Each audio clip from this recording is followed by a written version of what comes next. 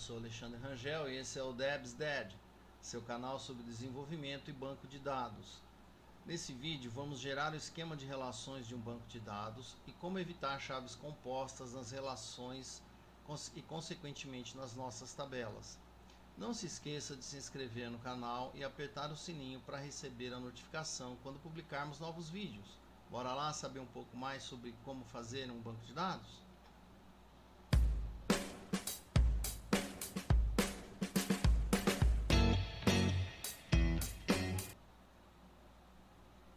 Para evitar chaves compostas, primeiro precisamos relembrar alguns dos passos do algoritmo de Yomasriy-Navati, pois são neles que as chaves primárias compostas são geradas.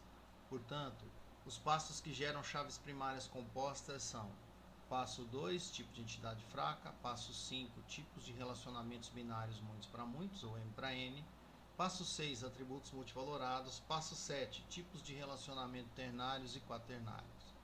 De modo simples, o que precisamos fazer é modificar o DER e evitar as situações que abrangem esses passos para que o mapeamento seja apenas relações com chaves primárias simples. Existe a ideia de modificar as relações inserindo atributos que não estão projetados no DER. Isso é uma gambiarra.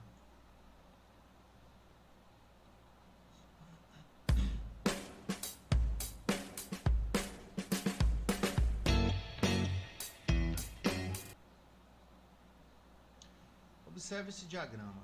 Ele representa uma pizzaria que faz vendas por delivery, e se você não se recorda dos 7 passos para o mapeamento, deixo o link do vídeo na descrição abaixo. Percebeu que teremos aqui 4 relações com chaves primárias compostas? A primeira é o tamanho da pizza, que é uma entidade fraca mapeada pelo passo 2, e que, portanto, precisa da chave primária da pizza para identificar os tamanhos adequadamente. A próxima é contém, um relacionamento muitos para muitos, ou M para N, e que será mapeado pelo passo 5, tendo a chave primária formada pelas chaves estrangeiras de pedido e tamanho. Veja que o tamanho já tinha uma chave primária composta, portanto, contém terá 3 atributos na chave primária. E finalmente temos os 2 atributos multivalorados, telefone do cliente e ingredientes da pizza, ambos mapeados pelo passo 6, onde a chave primária é formada pela chave estrangeira da entidade, onde o atributo multivalorado está anexado, e pelo próprio atributo multivalorado.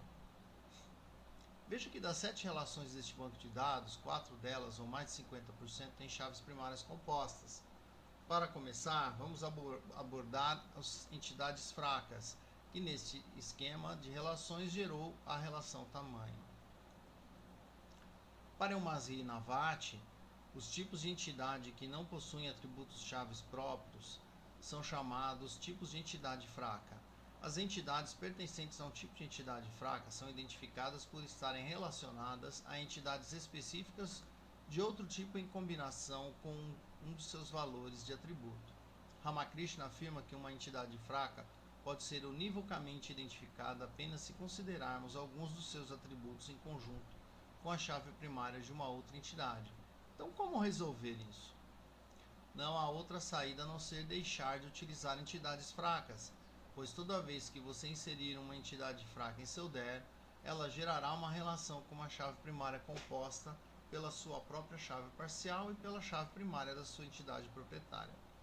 Não há como lutar contra isso, mas se não existir uma entidade fraca, então nunca haverá uma relação com chave primária composta. Veja a transformação sutil no DER. Ao removermos as bordas duplas de tamanho, a transformamos em uma entidade normal, o que nos permite adicionar um atributo identificador, que neste caso foi número. A consequência disso será vista no mapeamento. Observe que a modificação que fizemos no DER gerou uma relação tamanho diferente, que agora está marcada em branco, pois não tem mais chave primária composta. E embora ainda tenha uma chave primária composta, ela agora tem apenas 2 atributos, ao invés de 3 atributos.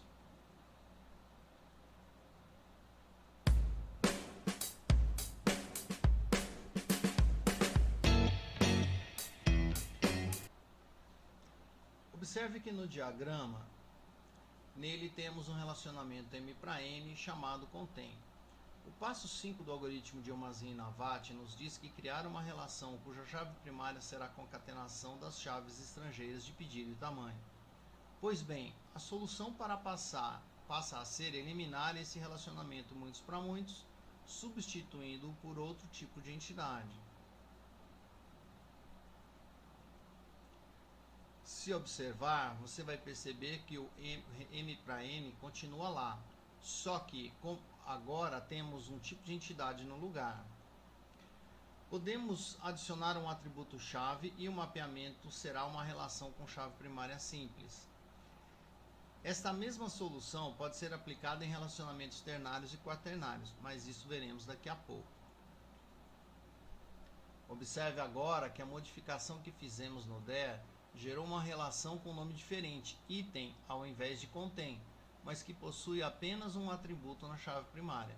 Num pedido e num tamanho, agora são apenas chaves estrangeiras, pois se tivéssemos mapeado o DER atual, elas teriam sido adicionadas à relação item no passo 4, que mapeia relacionamentos 1 para N.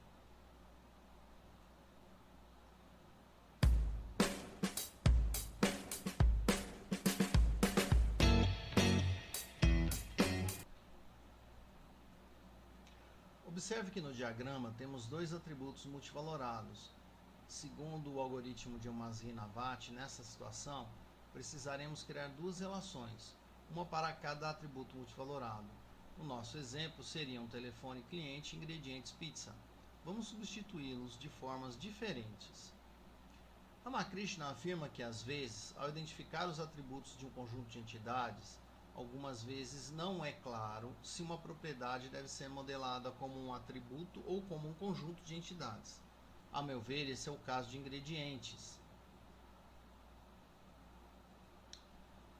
Analisando com atenção, podemos ver que se trocarmos o atributo multivalorado ingredientes por um tipo de entidade, resolveremos parcialmente o problema, pois ainda teremos um relacionamento muitos para muitos, o que geraria uma outra relação com chave primária composta, então precisamos substituí-lo também. Para isso, substituir o relacionamento muitos para muitos, usaremos um tipo de entidade.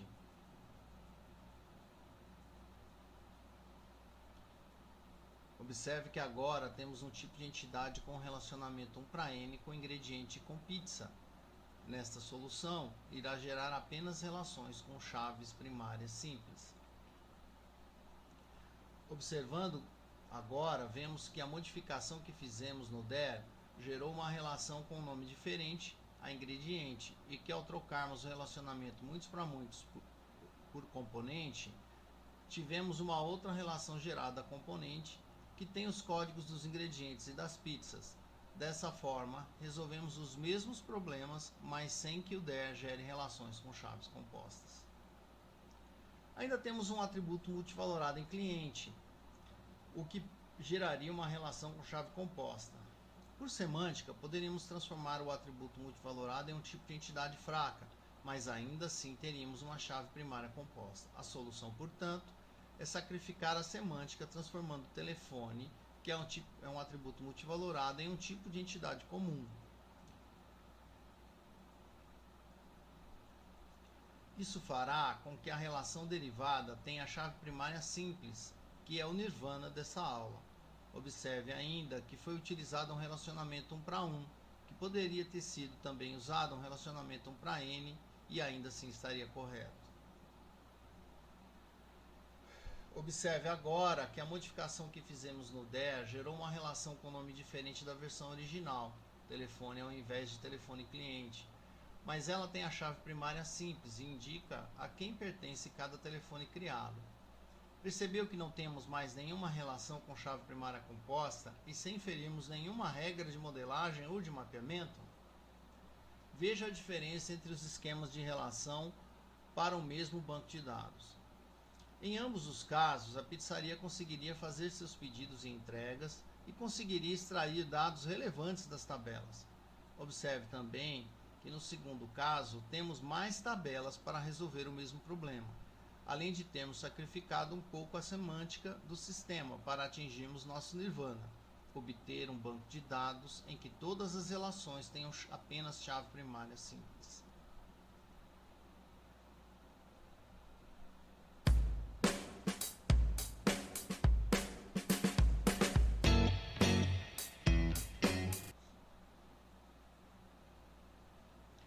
Veja que nesse diagrama temos um relacionamento quaternário. Poderia ser um relacionamento ternário se desconsiderássemos o tipo de entidade sala e adicionássemos em matricula-se o atributo sala além do atributo data.